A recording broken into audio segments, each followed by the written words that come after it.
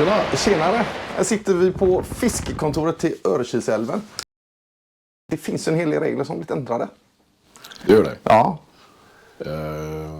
Det viktigaste som vi tycker då, Ja. det är att när älven är låg, då har vi infört spinnbet under 5 kubik, 10 grams drag och bara flytlina. För de sista åren har det varit otroligt mycket felkrokad fisk. Och du vet, när den får kämpa och det är 24 grader i vattnet, de dör nästan allihopa sen. Så det har vi gjort. Vi har fått mycket kritik, men det får vi ta.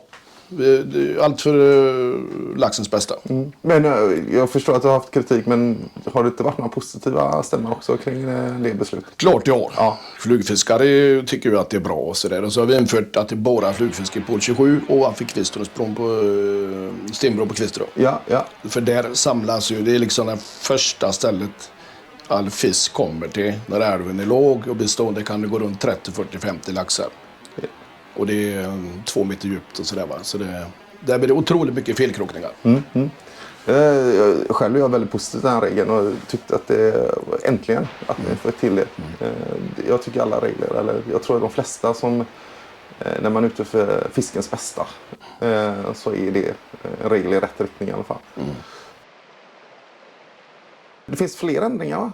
Ja, vi hade ju systemet förut. Vi sålde 3 dygnskort på udda dagar på B-sträckan och 3 på jämna dagar på A-sträckan. Och 20 på den andra. Nu har vi gjort, vi säljer 10 kort på A och 10 kort på B varje dag. Ja. Ja, det kommer ju ofta sällskap då va, på 5-6 gubbar och sådär. Så får de bara köpa 3 kort. Ja, så får de fiska en dag, så får de vänta och sådär va. Så det blir lite fel. Ja. Så därför har det är den största anledningen. Därför har vi gjort sånt. Och sen var det också då, nu är det bara 10 för att vi säger det går 3 kubik på B-sträckan och det står mängder i fisk så då blir det ju inte sånt hårt tryck. Där kunde det liksom stå 20 man. Ja. Så det finns kanske 5 bra fiskeplatser. Så det är inte riktigt rätt va. Nej. All fisk över 90 cm, både han och hona, ska tillbaks. Ja. För de är så värdefulla för älven va. Förr hade vi bara honor, men vi har märkt och hört och experter att honarna är lika viktiga som de stora. Bra. Genetiskt sett. Ja. Så det köper folk. Jag har inte hört något negativt alls. Om det är enstaka. Ja. Men det är ju så. Fiskräksägarna och tillsynsmännen, det vill också bli någon liten ändring där på när de kunde fiska och så. Ja, fisketillsyningsmännen fiskade ju alltihop med markägare. På udda dagar på B då. Men nu har vi vänt så de som är fisketillsyningsmän de får fiska på udda dagar på A istället. Så det inte blir för mycket press då ifall det går ner markägare. För markägare fiskar ju som fortfarande på udda dagar på B och jämna på A. Ja. Så ni delar upp, ni splittar det helt enkelt? Ja, så att ni inte har så det inte blir för mycket folk när det är bra fiske. Ja, jag tycker det var väldigt smart tänkt. Lite kallare i år. Så här. Och det går ju faktiskt i vatten.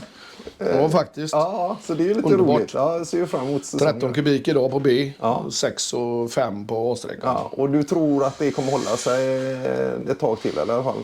Första veckan in. Tror jag absolut, för att sjön har stigit och den är jättehög. Det är så kallt och så. Alltså men som sagt, det måste ju vara regn för att det ska bli högvatten.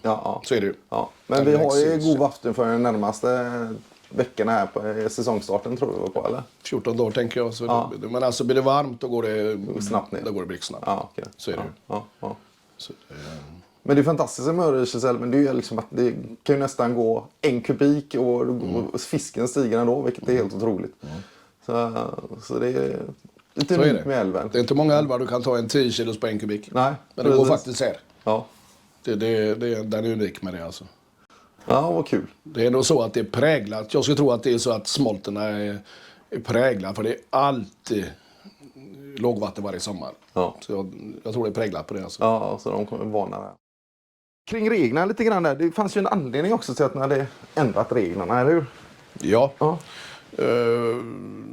Alltså varför vi införde det här egentligen. Största delen med flugfisk och 5 kubik flytlina och 10 grams drag under 5 kubik. Och så. Vi har ju haft extremt mycket sjukdom från 2018 och framåt. Det har blivit lite mindre varje år i och för sig. Men det har dött så fruktansvärt mycket fisk och vi vet ju inte varför. Och de har tagit prov. Så vi har varit livrädda så vi inte rotar ut laxen. Därför har vi infört striktare regler. Så nu har det sett bättre ut sista åren, eller 2 sista säsongerna. Men blir det nu så extrem värme igen så vet vi ju inte. Om det var stresssymptom. Och då är det ändå viktigare att inte fläcka dem i ryggen. En sån fisk den får svamp och dör av stress till 100%, tror jag. Och det tror sådana experter som varit här. Det har varit norska gubbar och höjdar och de har ju absolut en sån teori att stressen påverkar dem otroligt mycket. Men det hade gått 2-3 kubik och det är 24 grader varmt och det går fullt i fisk. Och så ska du då bli boxerad i ryggen på det. Då klarar inte det. Folk glömmer, kanske tänker på det att fisken går upp tidigt i älven här någon gång i början av april och så står de ju hela sommaren där.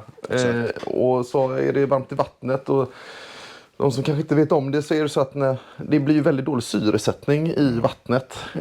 Och är det dåligt flöde och har de skador på sig stressar fisken lättare för sjukdom. Vi har ju märkt det också att den stora fisken drabbas mycket, mycket mer.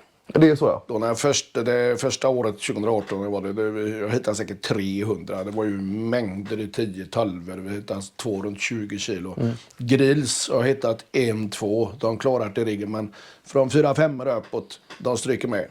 Varför vet jag inte. Men de är väl känsligare när det är varmt och lågt antagligen. Men det är positivt att vi har sett en bra trend där, att det har blivit mycket, mycket bättre. Det kan vi ta. När vi illfiskar och sådär så ser det ändå jättebra ut. Det är fruktansvärt mycket laxungar på alla lokaler. Säkert ovanför fallet där de får vara i fri och likar och sådär va. Det ser superbra ut. Fan vad kul. Det är otroligt bra nyheter. Att aldrig än har vi hittat gyro. Nu kommer han nästa vecka tror jag för att sportfiskarna skulle ta. Men vi har aldrig haft gyro här. Och varför vet vi inte. Intressant. Det var supertur. Ja. Jo, det håller ju på att bildas ett naturreservat i hela dalen, ända ut i fjorden. Hela platser, men vi får absolut inte hugga någon ved längre. Så det får vi säga till gubbarna att det får de ta med sig. Vi får icke röra någonting. Det enda vi får göra det är att kapa där stigen är. Fram. Allt annat ska ligga kvar. Ja, okej. När blir de striktare på detta då? Eller har ni fått alltså det har ju hållit på några år och det är inte riktigt klart. Men alltså vi har fått de här direktiven från TCO nu att så absolut ingen vedhuggning. Det är stenhårt. Vi tar oss upp längs älven och svänger in i Brålands gård för att se vilka förhållanden som råder i vattnet. Ja. Nu sitter vi över Fura. Otroligt vackert litet ställe nere i Örkilsälven. Och här har vi ett gammalt historiskt trä. Kan du inte berätta om... Ja, det är ju en simpel sälj. Alltså jag kommer ihåg när 1974 kommer jag ihåg. Då tyckte jag den var gigantisk. Det var den säkert inte men den var ju stor. Men nu är den nästan helt död och det börjar ramla. Men vi får alltså inte röra den. För den är K-märkt. Så vi får vänta tills han... vet inte vad som händer. Vi får ta gren för gren och till slut så går han ju rätt i älvan naturligtvis. Men den är K-märkt som sagt så.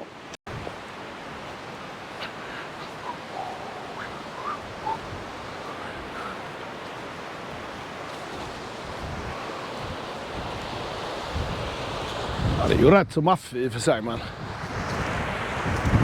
Kolla här vet du, den är helt ihålig. Du ser rätt igenom.